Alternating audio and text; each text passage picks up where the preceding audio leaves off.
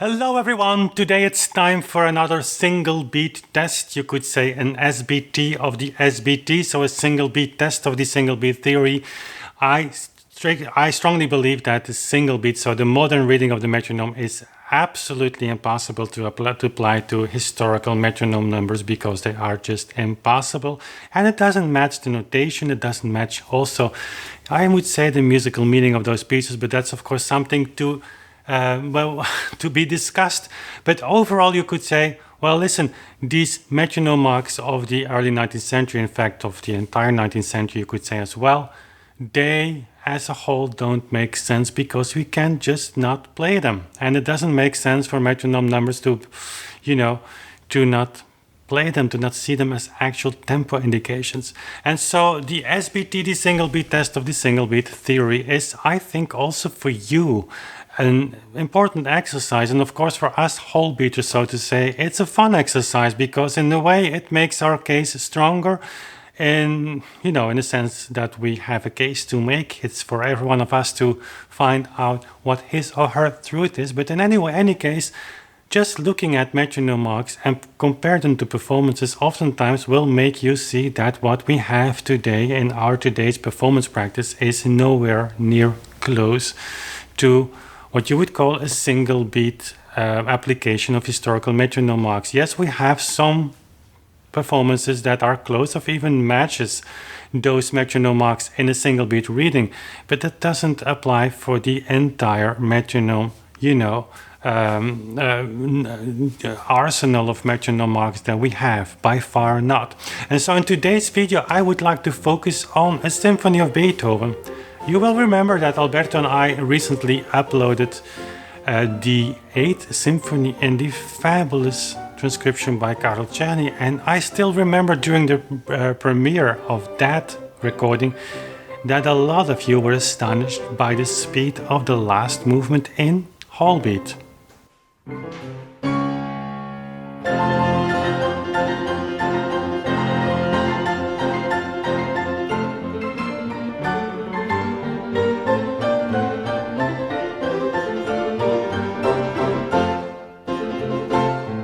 That's not surprisingly, because in whole beat, that's the practice where we just take 2 ticks for 1, as we believe that's the only possible way that Beethoven and his contemporaries and his colleagues have used the metronome.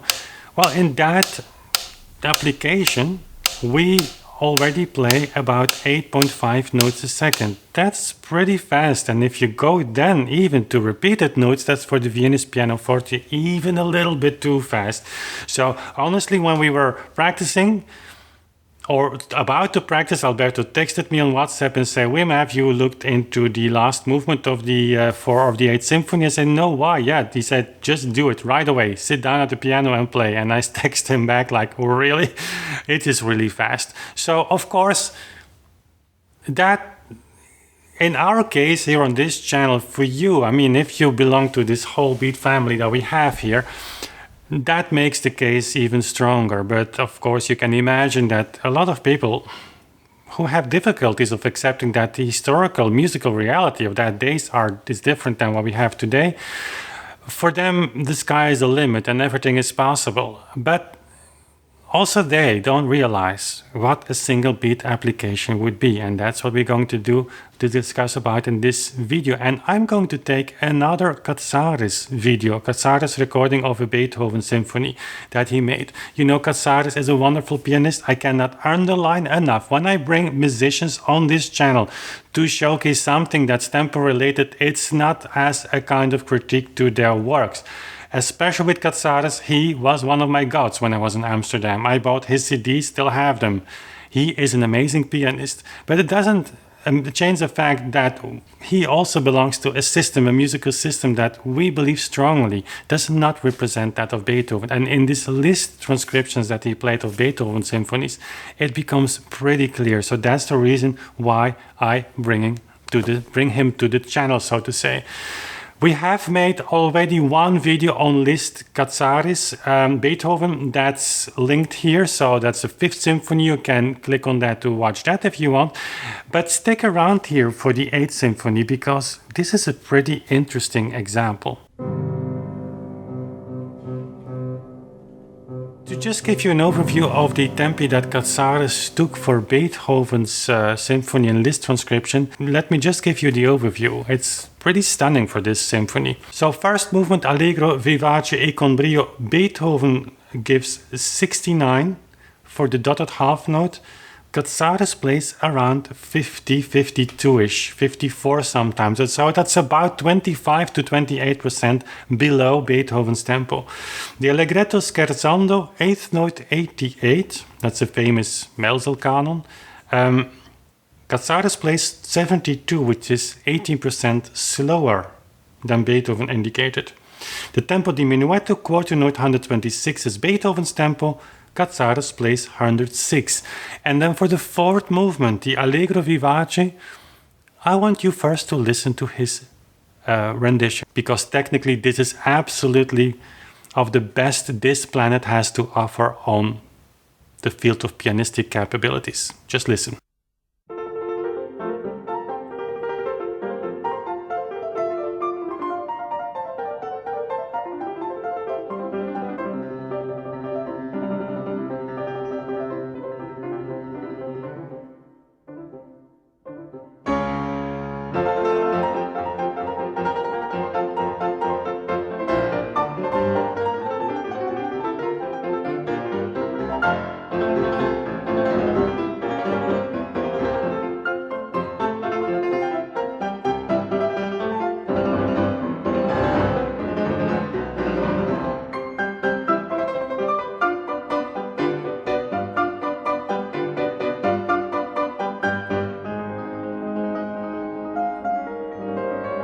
So before you type in the comment boxes that all of this is very well possible, realize this is not for everyone. This is the top of pianistic capabilities, and you need a Steinway for that. It's not even really possible on an Erard with the aftertouch. Forget about the German actions, forget about the Viennese actions. So the German pianos that borrow the Viennese actions till late in the 19th century. Even imagine that Liszt made these transcriptions on an upright piano, so no aftertouch there. Katsaris can do this, what he's doing here, thanks to his fabulous technique, probably months and years of practice, and the Steinway of today. I mean the Steinway in the sense of modern piano.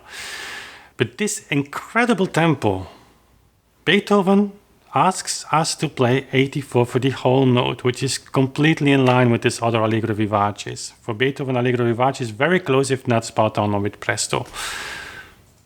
Katsaris plays a tempo between 56 and 63.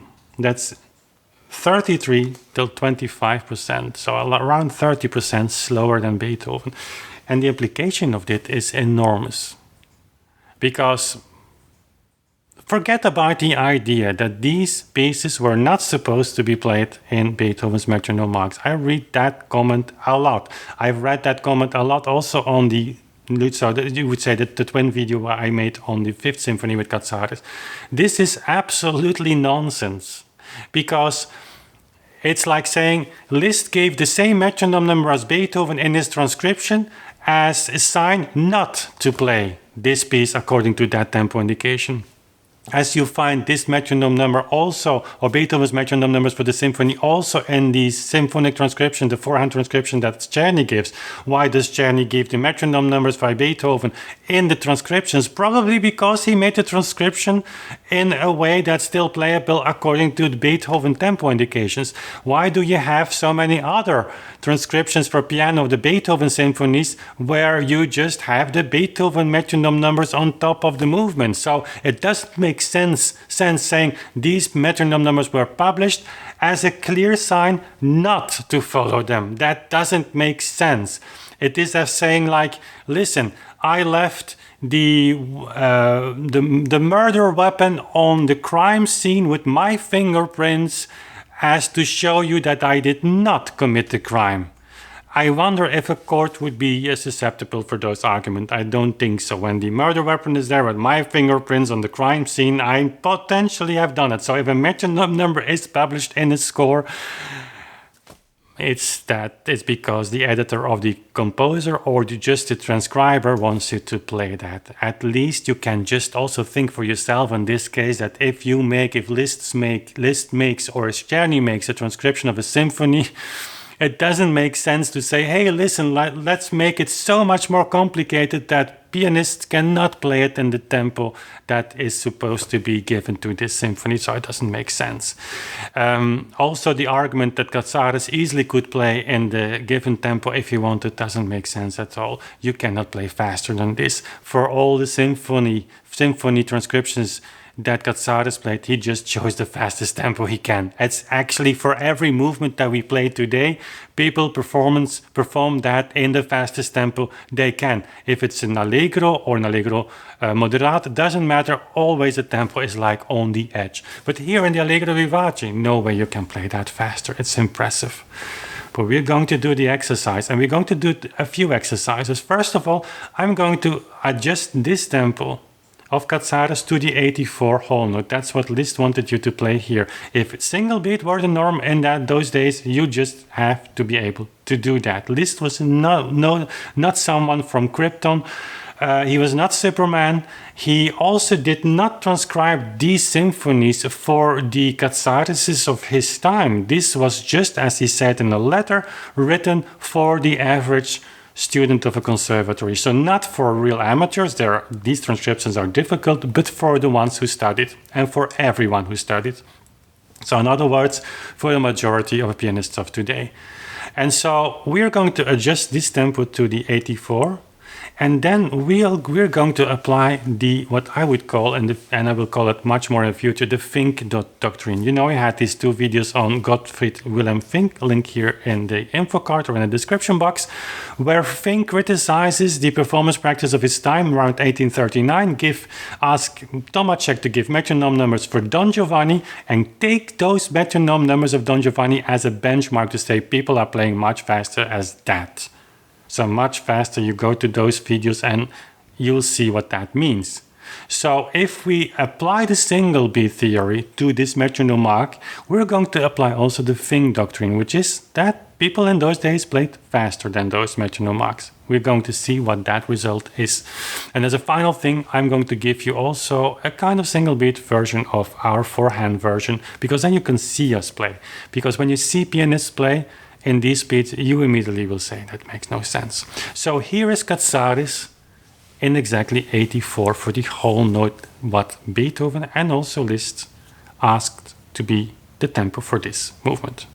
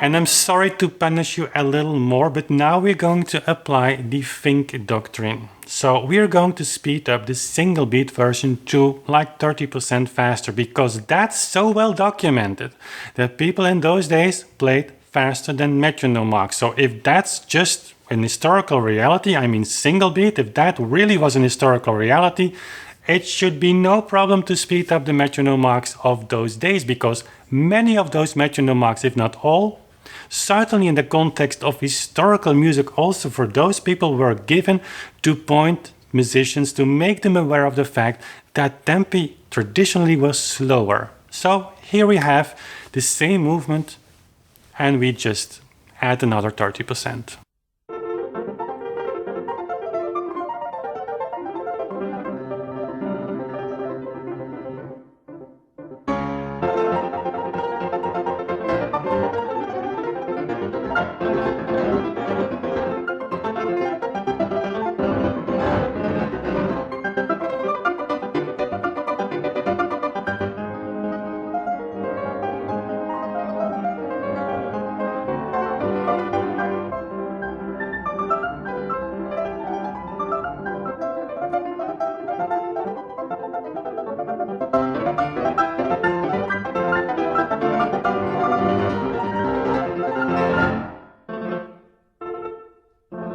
And as an icing on the cake, here is the forehand version that Alberto and I made, a short excerpt sped up to single beat.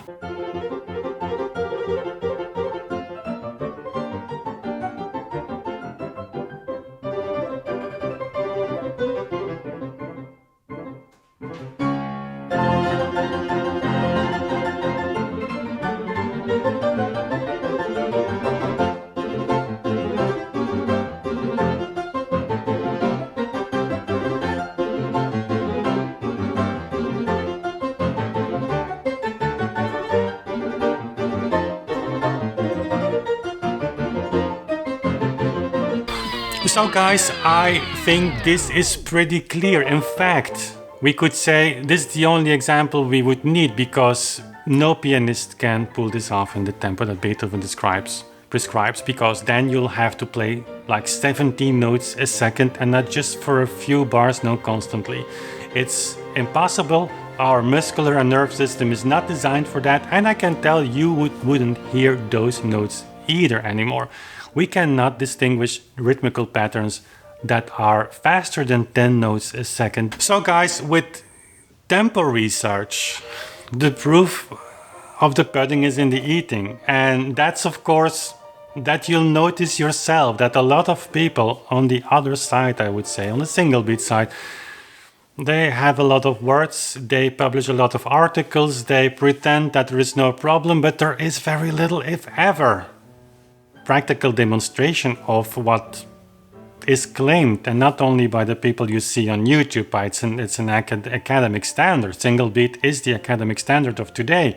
It had to be like that, and so we just accepted that people back then played much faster than we, and we somehow lost this ability. If this is your first time, you really are perplexed of tempi. If you somehow were in the past like a kind of conflicted between whole beat and single beat, but you've never heard this, you have to realize the implication, the application, if it were possible, of single beat to music would be something that we haven't seen. If you would say like whole beat is at 0.0 and single beat is at 0.10, most performances are somewhere between 3 and 7. There are performances today that go back to 0, like a lot of Chopin or the slow movements especially. There are performances that go to 10, but the majority is 3 to 7. So if we want to apply the historic information, well, then we either have to slow down to 0 or we have to speed up till 10. And not only the 7s, only the 3s. You know, the 4s, the 5s, we have to go up to 10, because tempi in the past, metronome marks were now targets that were just exact, accurate tempo indications. And so I can imagine this was for you a shock, but that's the implication of single beat. I wish we do it more, just give you the impression, let you hear, show it. what the result would be a single beat. So we'll do this a little more in the future. I have no choice but making this case pretty strong. And why? It's not for me, it's not for Beethoven anymore, but it's for you. Because you, as a musician, you need, again, to wake up in the morning realizing that that Mozart sonata, that Beethoven sonata is written for you, that you can play that and that you can stop wondering or like accepting the idea that this music was written for the top 1% who even is falling short in tempi compared to what they gave as metronome mark. No, this music was written for you. Maybe not the Hammerklavier sonata, that's not for all. The transcendental etudes by Liszt were not written for all.